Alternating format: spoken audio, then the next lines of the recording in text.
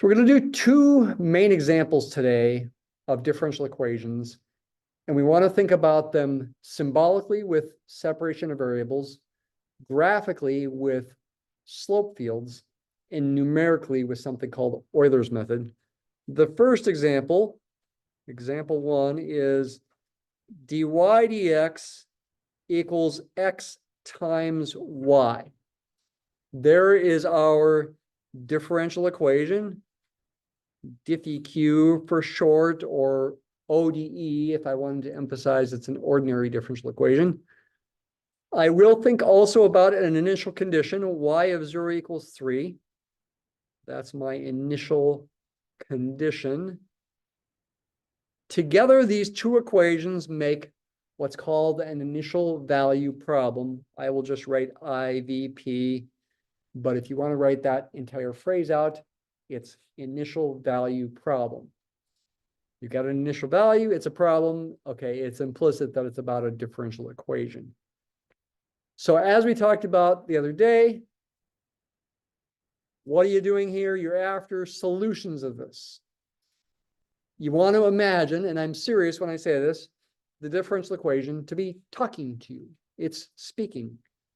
It's saying, find me a function whose derivative with respect to x today, it was t on Wednesday, but we use x today, whose derivative with respect to x is always x times the function. Think of y as the function. The derivative of y as a function of x is x times that function of x. That's what I'm looking for. To solve this, we hope that separation of variables works. Does separation of variables always work? No, it doesn't. There are examples where separation of variables doesn't work if the equation is not separable. There's just some equations that are complicated enough, in fact, even some simple ones, where you can't break apart the variables, put all the y's on the left side, say, and the x's on the right, like I'm about to do. But this one, it can be done. We're going to separate variables. We're going to pretend the symbol dy dx is a fraction, as we often have. Now, again, technically speaking, as we teach the course, it's not really a fraction. It's just a symbol for the derivative. It's a limit of fractions, limit of difference quotients from calculus 1, but it itself is just a function, not really a fraction. But as we've seen, it doesn't hurt to pretend it's a fraction, to pretend it's dy divided by dx, and pretend like we multiply both sides by dx. I'm going to probably justify that on Monday, but not today. Multiply both sides by dx to cancel the dx on the left. Put it on the right. Also, bring the y to the other side by dividing both sides by y. So I'm rewriting the differential equation in what you might call differential form. These expressions, dy and dx, by in and of themselves are sometimes called differentials. Of course, we've given them another name too. We've also called them infinitesimals. But here we're not thinking about infinitesimally small numbers. We're just saying, okay, I've rewritten the differential equation in this form. And this is the spot where when you got these separated like this, where the urge should build in you to integrate both sides. And yes, you should give in to that urge in this situation at least, okay? So then you go ahead and integrate. You get a logarithm on the left. Should I use absolute value signs? Well, it doesn't hurt to, though I will eventually get rid of them anyways. So it's like, well, why did we bother? But kind of being a little extra careful, you might say at first. Plus c, but I'm going to imagine subtracting that c from both sides. So I'll only put the c on the right side. Integrate x with respect to x. I'll get 1/2 x squared plus c, but I'll call it c1 because I'll have some other c's. I will tell you a word of warning. Sometimes when people solve in these with the steps that I'm showing here, they just always call it c. They don't use different names, and they're just being a little extra sloppy, and they get the right answer anyway. But I'm being a little extra careful in writing a c1 here. I'm trying to find y as a function of x. So I'd like to isolate y, meaning I need to get rid of that logarithm. So I do that by exponentiation. E to the ln of the absolute value of y is the absolute value of y. And e to that thing, well, is e to that thing. Though by a property of exponents, that could be broken apart like this. And then I could call that thing C2 if I want. If C1 is an arbitrary constant, positive or negative, you could argue e to the C1 is another arbitrary constant, but it would have to be a positive arbitrary constant because e to a power is not negative. And then we can sort of pseudo-justify getting rid of the absolute value signs by calling it a different constant name, C3, or maybe just a plain old C. And there we have it. It seems like this might be our general solution, and indeed it is. This is a general solution. Should I call it a general solution or the general solution? People use both words, the indefinite article a and the definite article the. But in general, I think it's better to use a, because there's some situations where you can write your general solution in different forms. We'll see some examples next week. So I'm going to call it a general solution. Like I said on Wednesday, that means two things. It means any function like this, no matter what C is an arbitrary constant, solves the differential equation. It also means any solution can be written like this for some C. Technically, our derivation of the solution by separation of variables is sort of an argument, at least maybe not an ironclad proof, that any solution must look like this. It's not really a proof in the usual sense of the word, but it's sort of a verification. It helps you believe it. To show that it solved the differential equation, however, you've got to check it. And you really haven't proven that it's a solution until you check it. You really haven't proven that it's a solution until you actually check it. How? Plug it into both sides of the differential equation and see if you get the same thing upon simplification. So I take the left-hand side, LHS means left-hand side. In this case, that's just dy dx, which means when I plug in this function, I need to take its derivative. The derivative of c e to the x squared over 2 is itself times, by the chain rule, what? Anyone? Anyone? Seen Ferris Bueller? Anyone? Do you know Ferris Bueller? Well, it's from before your time, back in the 80s, 40 years ago, Ferris Bueller's Day Off. It's times x. The derivative of x squared over 2 is x. That basically does it. Look at the right-hand side. Right-hand side is x times y, x times the function. What's the function? It's this function, c e to the x squared over 2. And yeah, by the commutative and associative properties, those are the same. The same functions. We're happy.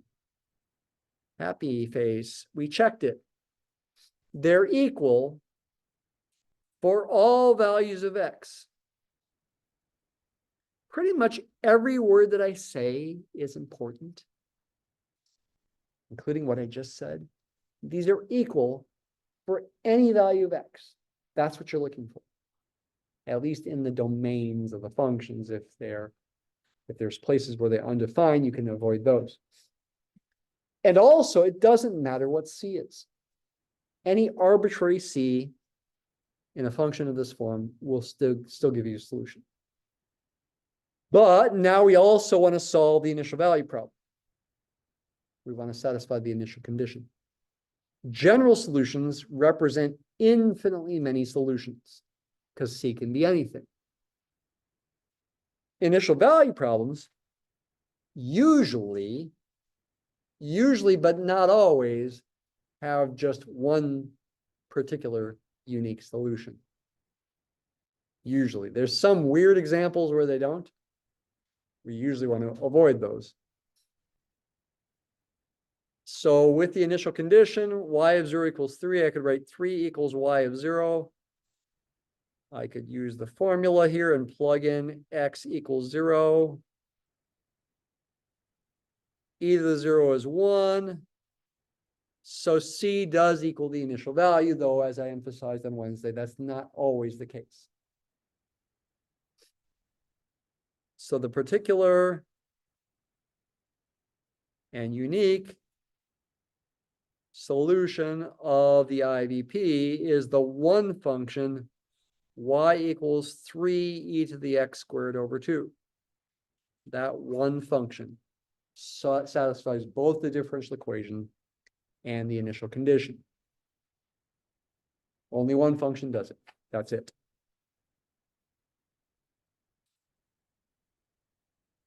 All right, so that's a symbolic approach using separation of variables, integration to find a general solution, and then using the initial condition to find the unique solution of the IVP. But what if you didn't know separation of variables? I mean, you could just try guessing, but it would probably feel pretty random, and it might take you a long time to guess that. You can still figure out what the graph looks like without separation of variables. Let's do that next. I'm going to rewrite the exact same differential equation. dy dx equals x times y, but now I'm going to give x times y a name. I'm going to call it f of xy. It's a function of two variables, x times y. I'm using function notation here, f of xy, and it is a multivariable calculus function. It is a function of two variables. However, here's a subtle point. Just because I'm using function notation doesn't mean f is a solution. Yes, solutions are functions, in this case of x, but f is not a solution. It's just the expression on the right-hand side, which could be thought of as a function, if I wanted to. And I do want to right now. We talked about the differential equation speaking to you. Up here, it was speaking by saying, find me a function whose y is a function of x, whose derivative is always x times itself. X times the function. Y is the function. Here, you want to think in terms of slopes. Find me a function whose slope, whose derivative, slope of tangent line at any point, is the x coordinate of that point times the y coordinate of that point. Say that again. Find me a curve, a solution curve, whose slope at any point is the x coordinate of that point times the y coordinate. So if I could make a plot with a bunch of little lines, maybe, with slopes given by this, maybe that would help me draw solutions. Yes, it's called a slope field. I'm going to make the slope field for this differential equation in the xy plane. If t were the independent variable, like it will actually usually be most days from here on out, but not today, I'd label it ty instead of xy. At any point, draw a little line segment with slope equal to the value of this multivariable function at that point. For example, when x is 2 and y is 1, this point, what is the slope of the little line segment that I want to draw there? It would be f of 2, 1, which by this formula is 2 times 1 is 2. Draw a line segment with a slope of 2. Say about like this. I'll go backwards. If I'm at this point, 1, 1, The slope there is f of 1, 1. 1 times 1 is 1. Not quite as steep. At 3, 1, the slope would be f of 3, 1. 3 times 1 is 3. More steep. At 1, 2, the slope would be f of 1, 2. 1 times 2 is 2. Same as the slope at f of 2, 1. At f of 1, 3, the slope would be 3. Etc. At f of 2, 2, the slope would be 2 times 2, 4. Slope there would be f of 2, 2 is 2 times 2 is 4. As I move away from the origin, in fact, as x and y both increase, these slopes are going to get very steep, very large positive slopes. By symmetry, down here where x and y are both negative, I'm going to get the same kind of slopes. For example, at -1, -1, f of -1, -1 is -1 times -1 is +1, slope of +1. At f of -2, 1, right there, 2, -1, I'd have -2 times -1, +2. Same thing here. Even steeper right here. In both the first and third quadrant, the values of this multivariable function are positive because they're the products of the x and y coordinates. Both positive out there, both negative down there, giving you positive products and positive slopes. I can draw the slope field, by the way, without thinking about differential equations at all. I'm just thinking about that function and making a bunch of line segments with those slopes. I will relate it to the differential equation in a few minutes. In the second or fourth quadrant, the signs, positive or negative, of x and y are opposites. Up here, x is negative, y is positive, giving you negative products and negative slopes. Down here, x is positive and y is negative, giving you negative products and negative slopes. Slope of -1, for example, right there. -2 right there. Even steeper up here. Slope of -4 right there, pretty steep. -2 right there. Something similar happens down here.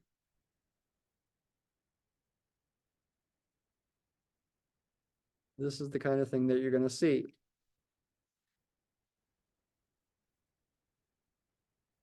Okay, what's the purpose? The purpose is to relate it to the differential equation. Remember what the differential equation is saying.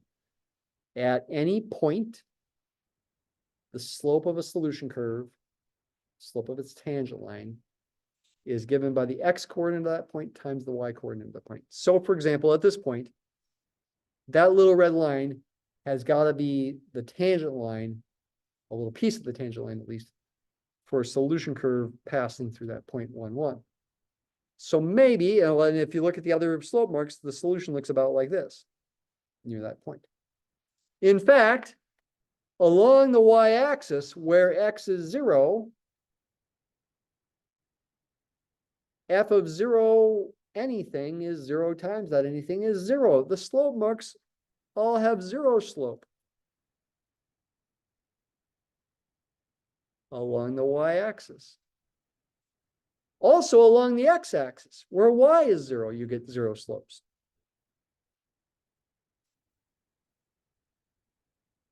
And solutions are forced to follow the slope field. Okay? They're following the law, they're obeying the law. The law is the differential equation. They're forced to follow it. They're obeying the law. We're happy. They look like that up here when y is positive. They're concave up Down here where y is negative, they're concave down. And in between, along the x-axis, there is evidently a horizontal line that also solves the differential equation, y equals 0. If y is always 0, that function always has a slope of 0, so the left-hand side always 0, and also the y value is always 0. The constant function y equals 0 does solve the differential equation. With the symbolic solution, it corresponds to c equals 0. If your initial condition is y of 0 equals 0, then c is 0. Constant functions that solve differential equations have a special name. They're called, this is called an equilibrium solution. Equilibrium solution, a constant function that solves the differential equation. And it turns out equilibrium solutions are very important for understanding other solutions, especially in certain situations, and even in higher dimensions. And that is a big theme if you take differential equations with linear algebra. For our initial condition, y of 0 equals 3. Maybe that's 3 right there. The unique solution of our initial value problem has a graph that looks like this. All right, let's graph this with Mathematica next. Then we will apply Euler's method to get more precise information. This is only approximate information about what the solutions look like. They have these kinds of shapes. I mean, that's still good information. But if you are after pretty precise approximations, it's not quite good enough. But let's see what Mathematica produces for pictures first. Let me define the right-hand side function to start with in Mathematica. F of xy in our example is x times y. Do you notice I put the star in there? Don't put an xy next to each other because that treats it as one single variable, xy, not x times y. You can put a space, but as a default, it's good to put a star in there for times. So there's my function. To make the slope field, I wish there was a command called slope field or something, but you end up using a more general command called VectorPlot. We will get the slope field if we do a little trick, and in a list, put 1 first, comma, f of xy. I will save this on Moodle. Somebody wants to email me. John, could you email me to save this on Moodle? Okay. If you want to make a slope field, put a 1 in the first spot. There are other kinds of things, other kinds of graphs that VectorPlot makes that are not slope fields, but what are called vector fields, where you don't necessarily put a 1 in the first spot. But with a slope field, do that. Well, let's go -5 to 5 in both directions. If I enter this, I am going to see the slope field, though it'll be a bunch of vectors. They will have the right slopes, though. Bunch of arrows. They do have the correct slopes. I can also use show to combine this with a plot of my solution for the initial value problem, an ordinary plot of 3e to the x squared over 2. And let's make it be nice looking here. There's my one solution. Yes, it looks like a parabola, but it's not a parabola. Frame arrow false. Axes arrow true will allow me to make this look more ordinary. Other solutions follow the slope field too. Well, what if I want precise numerical estimates? If I know the formula for the function that solves it, e to the x squared, 3e to the x squared over 2, excuse me, I can take that function and, for example, find its value with technology at any value of x that I want, for example, at 0.5. That's the syntax to do that. When you have the expression you're plugging x into, you can do it like that. You could also define it as a function and that kind of thing too. 3.39945 is the value of this red graph when x is 0.5. So x is 1 is right about here, x is 0.5 is right about there. So right around here, the y coordinate is close to 3.4. But what if I didn't have the picture even, and I couldn't make the picture with technology, and I was just trusting on my hand-drawn picture? I wouldn't have a very good idea of how high that coordinate is. So I need another method besides separation of variables, which, maybe you've forgotten separation of variables and you can't do this, or maybe the equation is not separable. Separation of variables, like I mentioned before, doesn't always work. In fact, if I made this an x plus y instead of an x times y, it would not work. I could not separate variables, even though you might think you could. I'd encourage you to try. You won't be successful. You won't be able to get all the y's on one side and all the x's on the other without making an algebra mistake. Even just an x plus y, that simple, separation of variables becomes impossible. Does that mean the differential equation is impossible to solve? No. If it's x plus y on the right, you can solve it, but you need a different technique. I will talk about that example next week, but not today. So how do I get a numerical approximation? The method is called Euler's method. Euler's method for estimating a solution of an initial value problem. I'm going to write the initial value problem in a generic form. dy dx equals f of xy, y of x0 equals y0. There is my generic IVP. Usually x0 is the number 0, but not always. Kind of like with Taylor series, usually x0 was 0, but not always.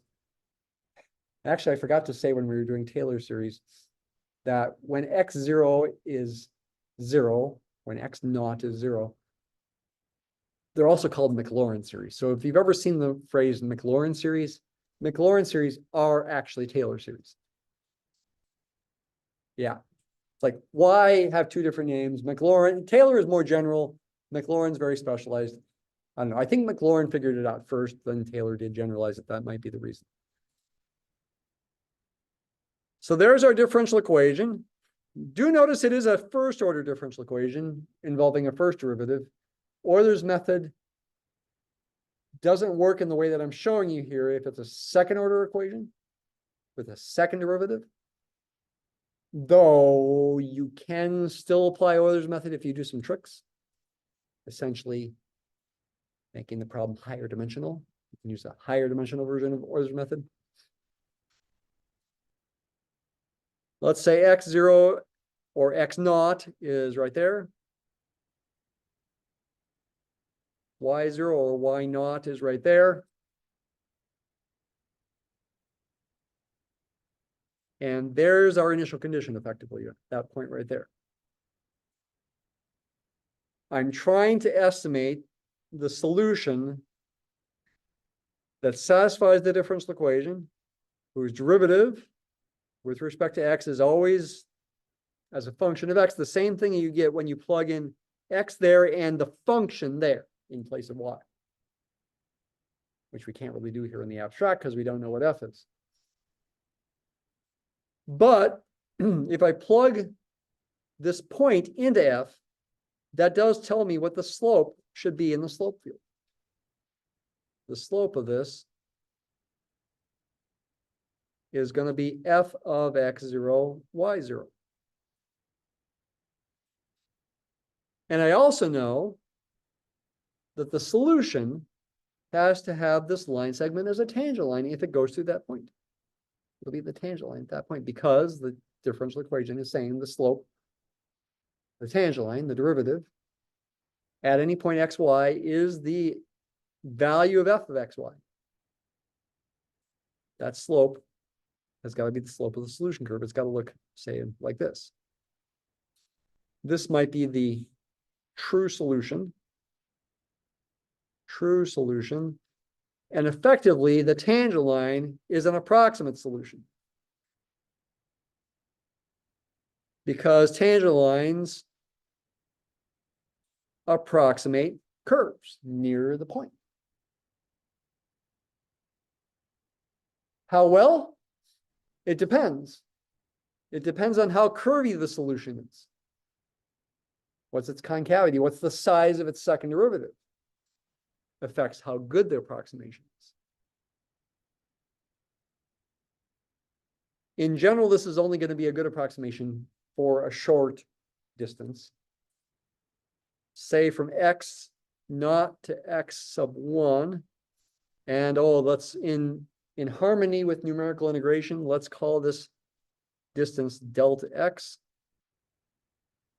We will also call x sub 0 a. And we will also use n subintervals and go out to xn, which we will call b, just like with numerical integration.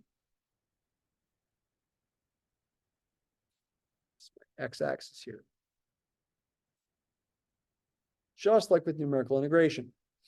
We use this tangent line to approximate the solution over this small interval. And then what do we do after that point? So we go to here. When we get to this point with first coordinate x1, we reapply Euler's method. Get another little line segment with a different slope and follow that one forward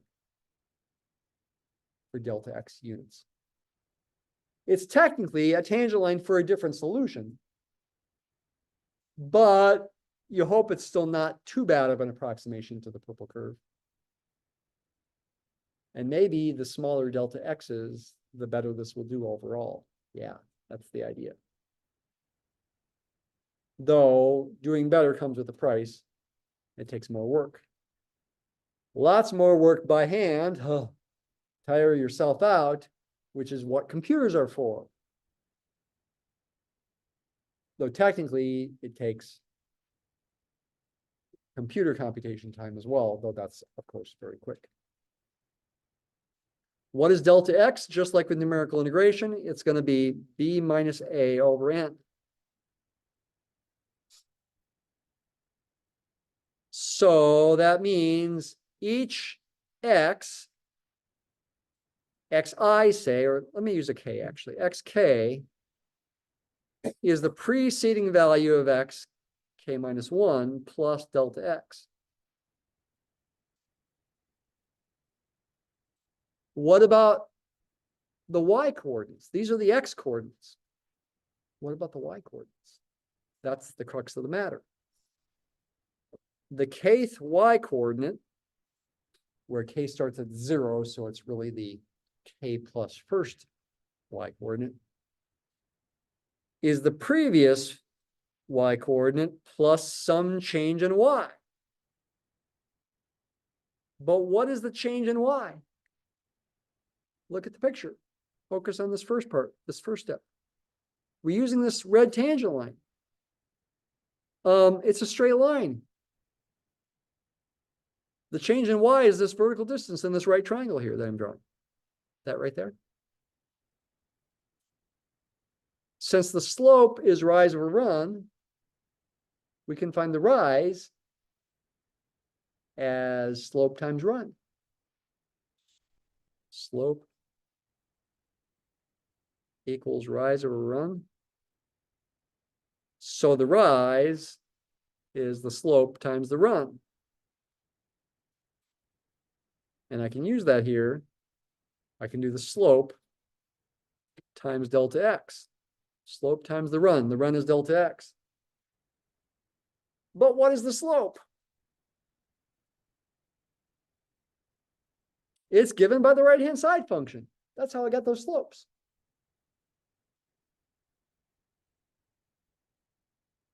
At the preceding value of both x and y.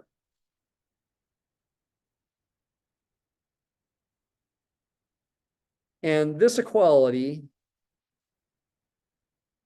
yk, the next value of y equals all this, is effectively the crux of Euler's method right there. By the way, you could also derive this by figuring out the equation of the tangent line. For a little side calculation, you could figure out the equation of the tangent line at a general k minus first point like this, where the slope is the f function value there.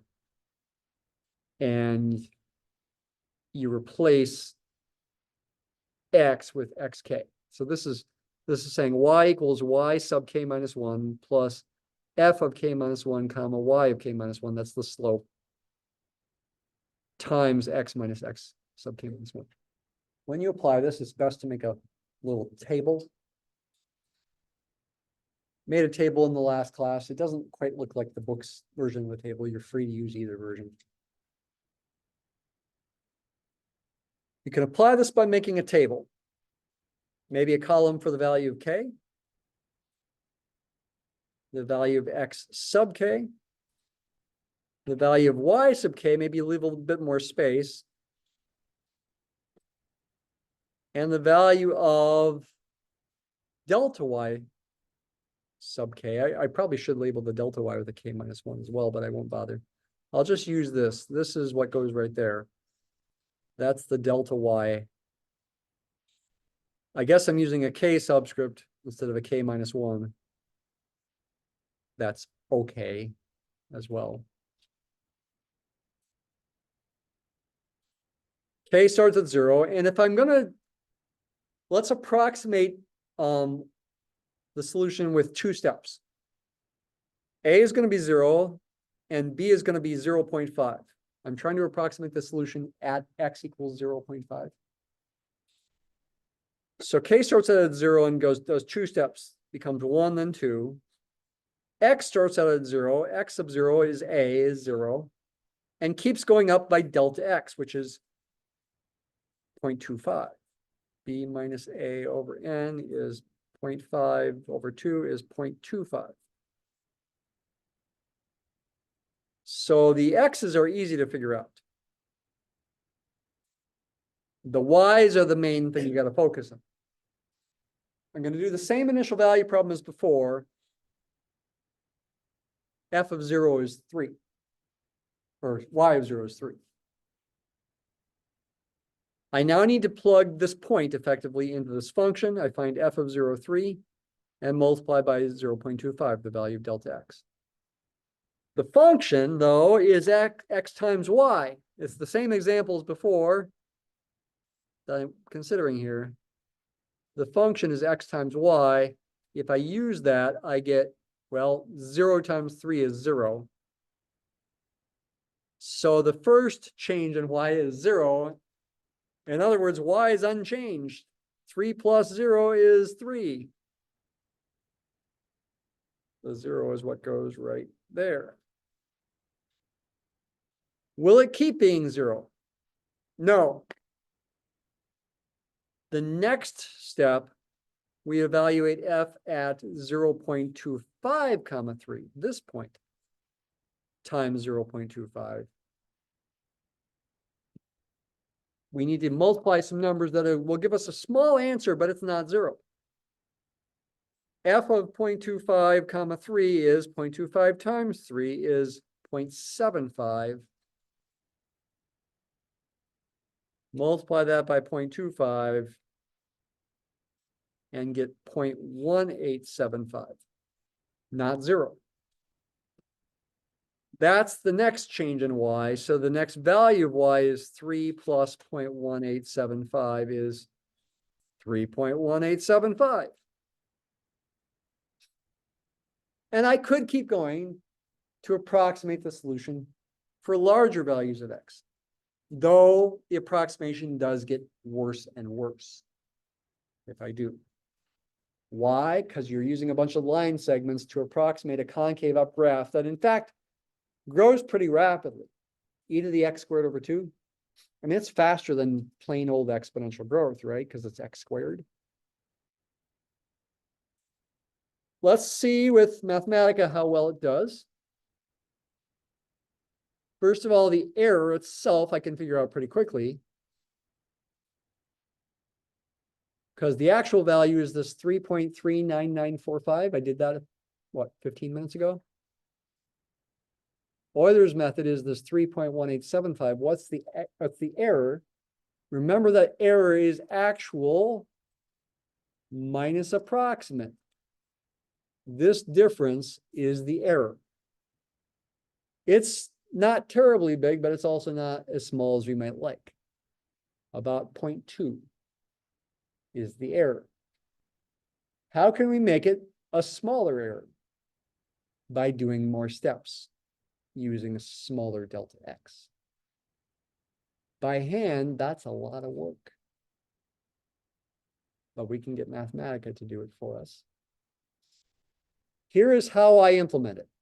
Okay, I will save this on Moodle. Okay, I'm going to go ahead and type in my delta x here first. Whatever you want. I just did by hand 0.25. Let me pick something a lot smaller, like 0.01.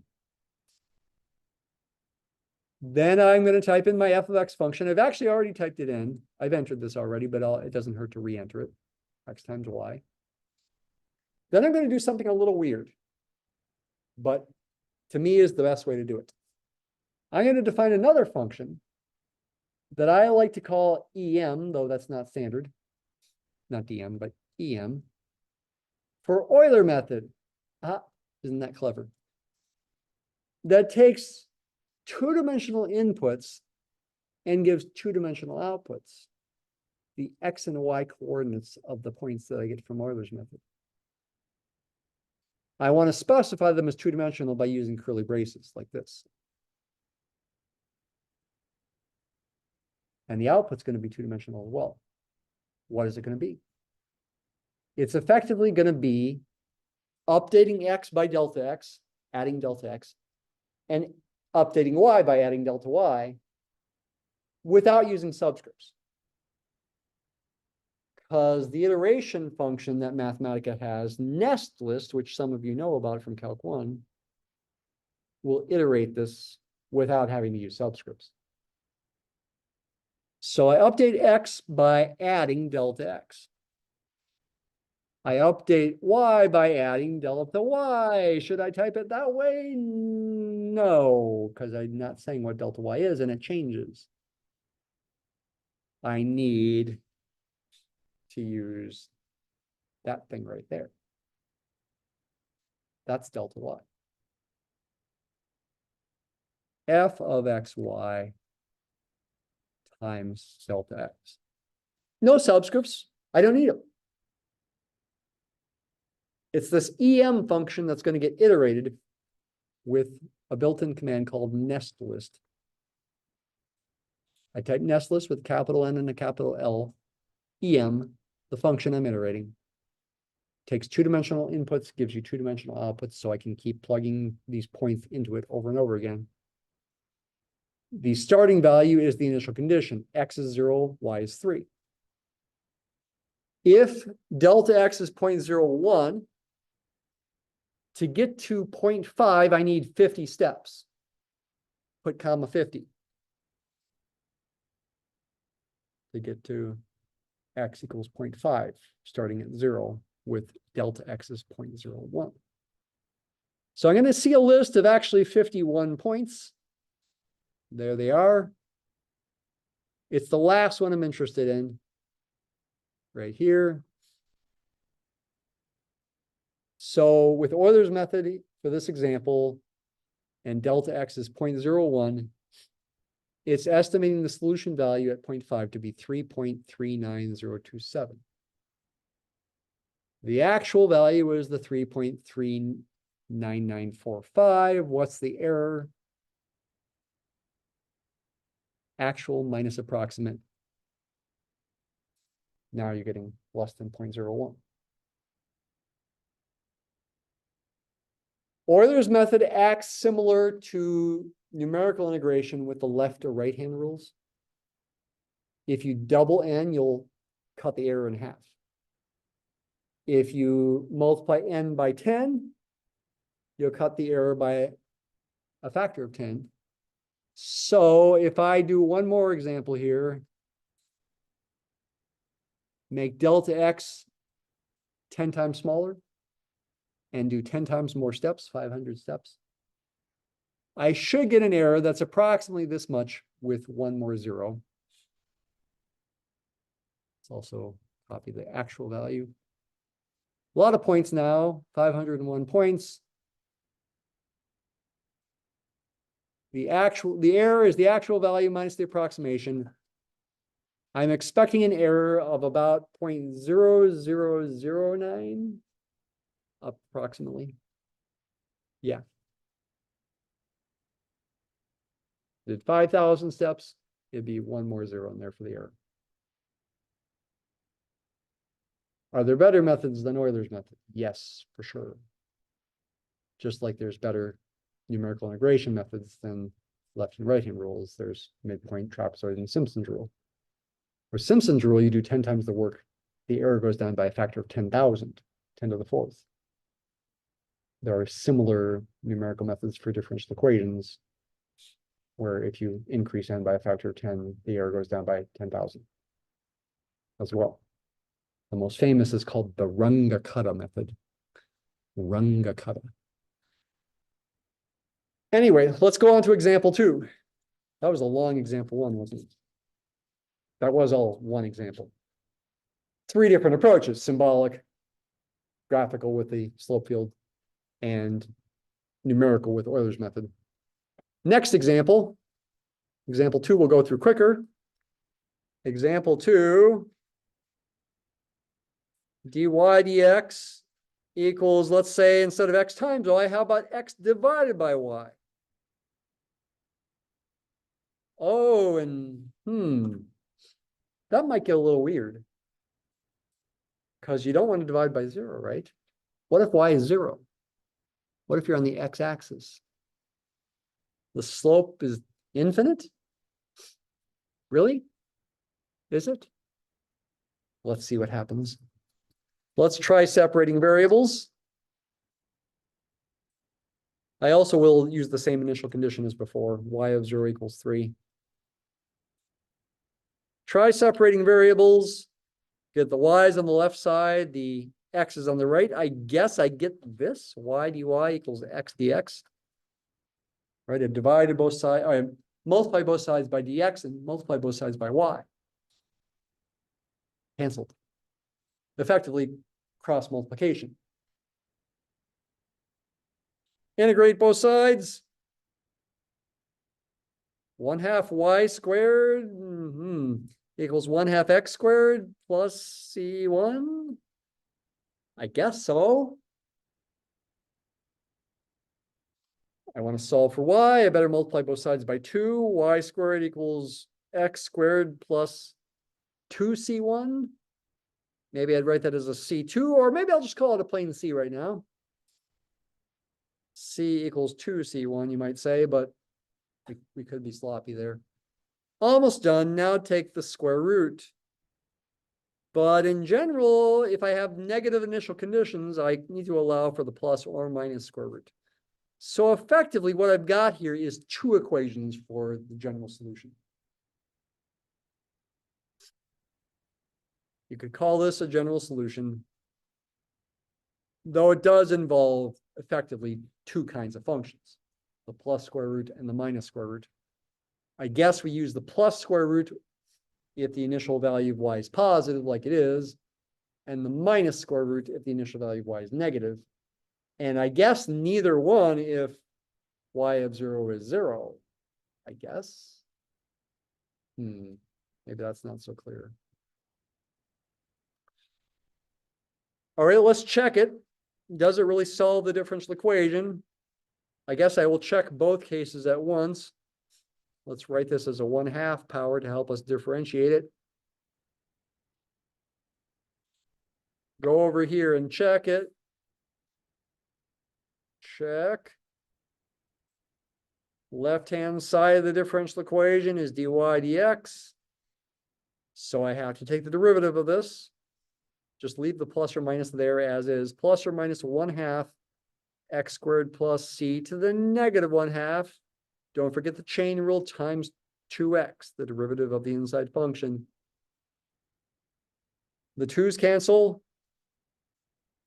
And if you make that negative 1/2 power being in the bottom with a positive 1/2 power, I can write the derivative like that. The right-hand side of the differential equation was x over y. Plug in the function. Plug that in. I guess you'd write it like that. And can I bring the plus or minus in front? Yes, you can. And so we are happy. Same functions, equal for all values of x for where they are defined. We're happy. It checks, solves the differential equation.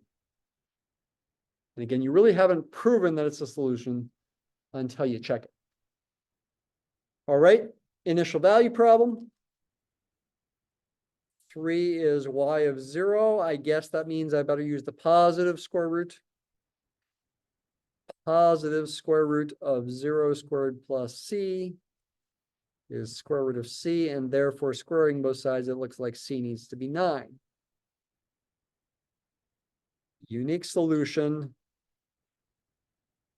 of the IVP is y equals square root of x squared plus 9.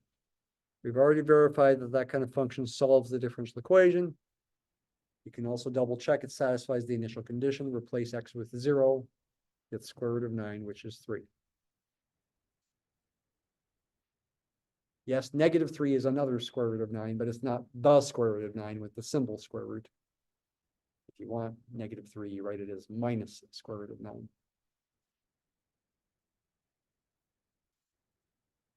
Okay. Let's graph the slope field next. And we'll graph the solution in the slope field. This slope field is a bit trickier. So my f of xy function is x divided by y. We're drawing the slope field. I do again have a situation where if x and y have the same sign, positive or negative, the quotient in this case, the fraction is going to be positive, just like the product was positive. The product of two positive numbers is positive. The product of two negative numbers is positive. So the quotient of two positive numbers is positive, and the quotient of two negative numbers is positive. So we have positive slopes up in the first and down in the third quadrant. These slopes do act a little funnier, though. Starting, say, at 1, 1, we'd have a slope of 1 over 1 is 1. Moving to the right to 2, 1, x is 2, y is 1. We get a slope of 2 over 1 is 2, so steeper. At 3, 1, it's more steep. Yet, etc. At 1, 2, x is 1, y is 2, the slope is a half, not very steep. At 1, 3, it's even less steep, 1/3.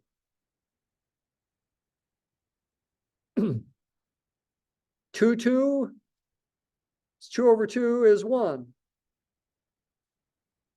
3, 3, the slope is 1. Looks like we got a solution perhaps along y equals x. Plot more of these. And you're going to see with enough of these that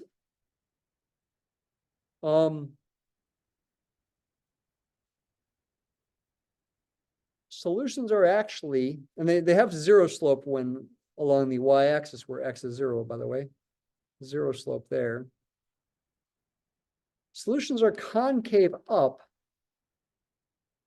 here. And concave down here.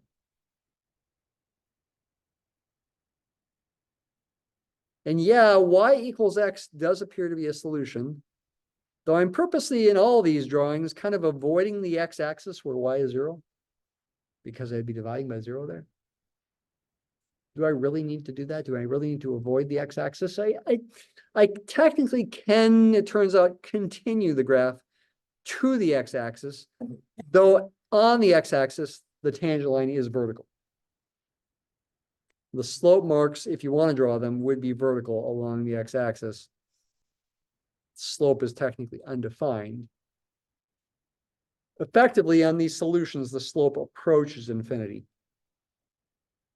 as you approach the x-axis, as y approaches 0. Up here, they don't, though. They're like that. What about over here? The slopes are negative.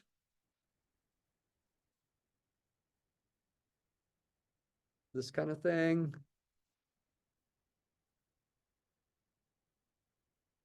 Is the kind of thing you see. And you get graphs that look like this. Turns out a graph like that is a solution. There are concave down graphs in here. And below the x-axis, where y is negative, it's effectively a mirror image. There's symmetry going on. It's effectively a mirror image. So it's trickier.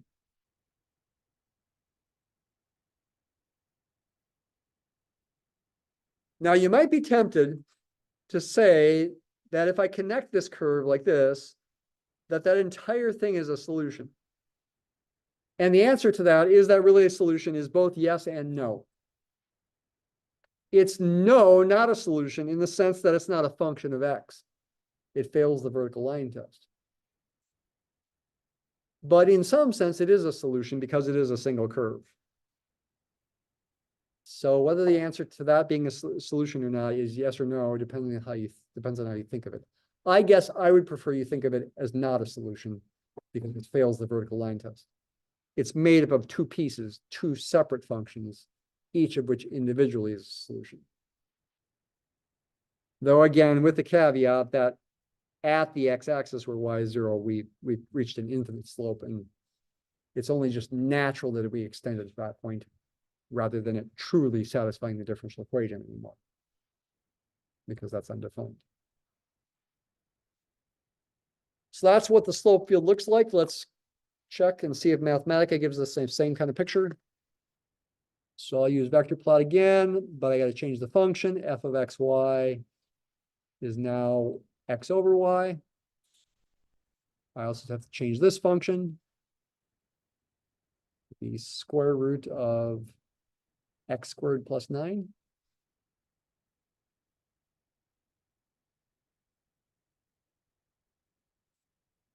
There it is. I can draw in other solutions for other values of c. Copy and paste this and draw in more solutions down here. For example, I could pick c to even be negative. Square root of x squared minus 9.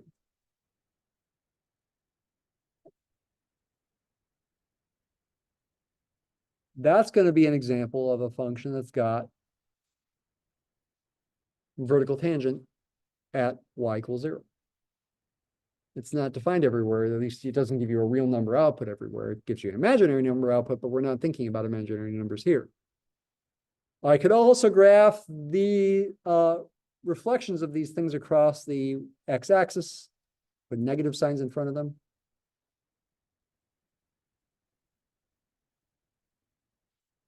Graphs like that.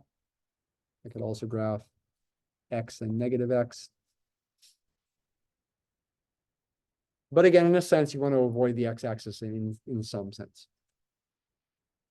What about Euler's method here? I'll use NestList. I won't bother doing it by hand. So let's just copy and paste the NestList code. And I don't think I'm going to need to do 500 steps. I bet we can get away with a smaller number of steps, because the concavity here is not as extreme. In fact, this has got y equals x as a slant asymptote.